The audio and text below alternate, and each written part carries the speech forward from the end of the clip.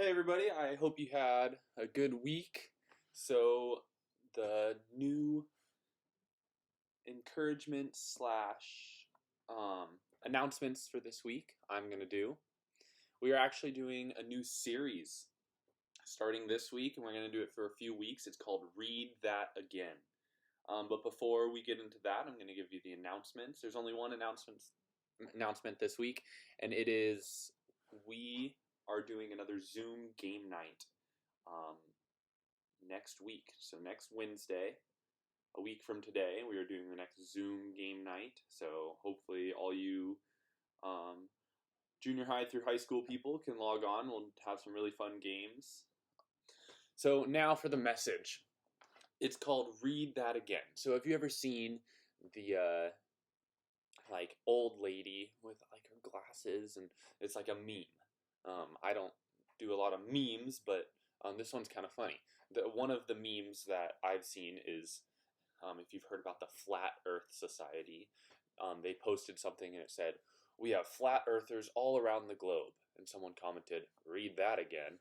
Because when you read it again, you're getting more understanding and you realize, if the Flat Earth Society has people all around the globe is a circle, and they're the Flat Earth Society.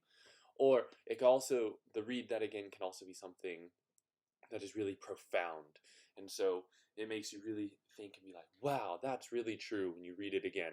Something like, "You are beautiful." Read that again. And then the people are like, "Okay, you are beautiful." And they're like, "Oh, that's so nice. They think I'm beautiful." Anyway, so we're going to be doing this for the next few weeks. So my verse for today is Ephesians 4:29, and it is, "Let no corrupting talk come out of your mouths, but only such as is good for building up, as fits the occasion, that it may give grace to those who hear." Wow. That's one of those verses where you need to read that again. So I'm going to read it again, and you guys should read that again too. So, "Let no corrupting talk come out of your mouths, but only such as is good for building up, as fits the occasion, that it may give grace to those who hear." Wow. So the beginning says, "No corrupting talk come out of your mouths." What is this corrupting talk, and can we really have none of it? So when you have corrupting talk, that word or phrase is kind of the same word or phrase used for rotten fruit. So have you guys ever eaten rotten fruit or smelled rotten fruit? I knew this guy who his breath just smelled terribly like rotten fruit, and it was terrible. Like, I didn't want to be around him. It was really disgusting. And if we are giving off rotten breath, rotten fruit from our mouth, no one's going to want to be around us. And that's not showing Christ light. So, what is this rotten fruit corrupting talk? It's gossip, anger, cussing, being rude to people, being passive aggressive. This one's hard for me, being sarcastic, because you think sometimes it's funny, but some sarcasm can be corrupting talk, can be rude, can be not nice, and you're just giving off this rotten breath that is not being like Jesus. So this corrupting talk, the how do we avoid this corrupting talk? And we just talked about what it is. It's the gossip. Um, these are all corrupting talk. They cause others to stumble. So a way to figure out if you're having corrupting talk, and it says, "Let no corrupting talk come out of your mouth," is, are you causing other people to stumble? So when we say something and it causes someone else, and it's mean to someone else, then it's probably not the right thing to say, because we're supposed to stand out and be different. So in the world, if you go anywhere, if you go to the grocery store, if you go to a public school, if you are just on a walk and you walk past people, lots of times you'll hear bad words. People are cussing. I went to public high school. I went to Kelseyville High School, to my people who went to Kelseyville High School. Woo. But that doesn't matter. Anyway, so if you went to public high school or to public um, junior high school or even other things, you hear all those cussings. People cussing, people gossiping, people being rude. And if you aren't cussing, people notice. In high school, I didn't cuss, and I had my own problems. I got angry a lot, but I didn't cuss, and people would notice. They would come up to me and be like, dude, why don't you cuss? Like, everyone cusses. And then I'd have a chance to tell them, oh, I don't cuss because I'm a Christian and I don't think it's right to cuss. And they'd be like, huh, okay. And so when you don't cuss, you stand out. You're very different. So when it says, let no corrupting talk come out of your mouth, it's talking about everywhere. It's not just talking about at church, let no corrupting talk come out of your mouth. It's not talking about in front of your parents, let no corrupting talk come out of your mouth. It's not saying you can have corrupting talk come out of your mouth in front of your siblings because you can be mean to them, they're mean to you. No, it's saying no corrupting talk come out of your mouth. The next part of the verse is, but only such as is good for building up. So what does it mean by building up? So it's saying the only talk that we should be talking is when we're building people up. When we're talking to someone, we should never be tearing them down. We should be building them up to be stronger Christians and to love God more. But how do we do this? So how do we build people up, and how do we make ourselves be able to do that more? So we want to find friends who are also Christians, and find friends that we can build up, and those friends can build us up. It's called fellowship. So with fellowship, you need to be finding Christian friends who can do this for you, who can tell you, hey, that was rude. You were being rude to that person. Or, dude, I noticed you've been cussing lately, and that's really not good. Or, for me, I had friends who would come up to me and be like, dude, you need to not be angry at people. You need to not lose your temper. But the thing is, when we correct people, it says, as fits the occasion. So, yes, find these friends, but if I am if someone comes up to me and they're like, I have this problem, I've been gossiping a lot, and I really need to stop, that's not the time, it's not the occasion, as fits the occasion, to then go up to them and be like, you have a problem with gossiping, you are a very terrible person. No. If they're repenting already, it's not the correct time. Or if you hear someone gossiping and you're in a group of 10 people and everyone's gossiping, you shouldn't point at someone and say, hey, that's gossiping, that's wrong.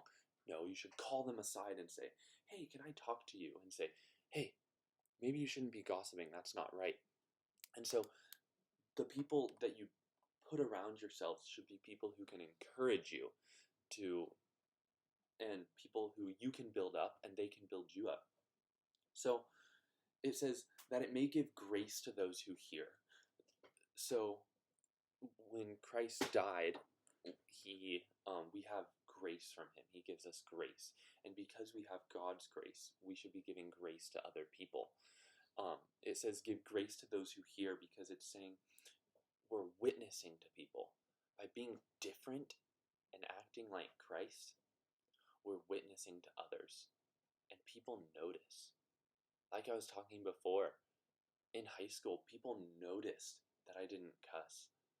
And it's such an amazing way to witness to those people then, by just being one little thing different. Because the thing is, if we look like the world, and we talk like the world, and we act like the world, how are we not the world? In the Bible it says, don't be of the world, be in the world but not of the world. So if we're the exact same as the world, then we're in the world and of the world. We need to be completely different and be Christ-like. Jesus was not like the world. He was totally different. He was so different in everything. He ate with sinners. The Pharisees were like the world.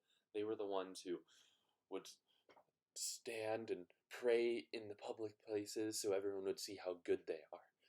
But then Jesus would go and eat with sinners, and he would do all these things where people are like, "What? You can't be doing that." But the thing is, he was in the world, but not of the world. He was witnessing to others, and we need to be just like Jesus. So, to people who are already Christians, you're also encouraging them.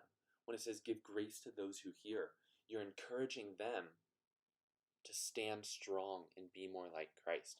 So I just really want to challenge you guys to a couple things. One, find friends. Surround yourself with people who will make you stronger in Christ, who will encourage you to not gossip, encourage you to not be angry, to not cuss, to not be rude, to not be passive aggressive, to not be sarcastic. Because those people are the people who you can then be building up to do the same thing.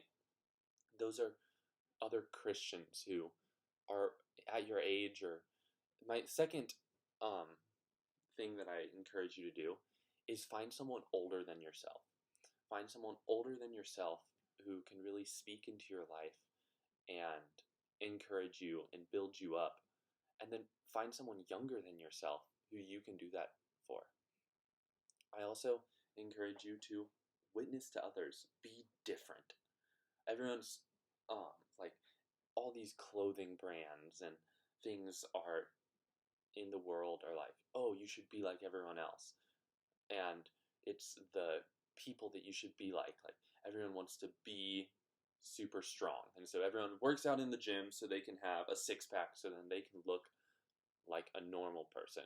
Or people get this haircut. Like this haircut is like the total haircut that everyone has. It's the short on the sides, long on the front, and you flip it over, and it's trying to be like the world. And I'm not saying if you should cut your hair weird so you're different, but I'm saying let your outward, not appearance, but outward thoughts and emotions and how you talk be different. So when people notice and they say, dude, why are you different? What's different for you? And then you can fully lay out the gospel, how we've talked about the gospel before. So I know this was a shorter message, but I really hope you guys learned something, and we'll learn to, anytime you're in the Bible, read that again. The Bible is full of God's words. It is completely God's words, and all of it is fully amazing to teach us more about Jesus. So that's all for now. I hope you guys have a good week, and I really hope to see you guys next week for our Zoom game night. We'll be getting out that information on Instagram and Facebook, so keep a lookout and just get ready to hang out with us again. See you guys later.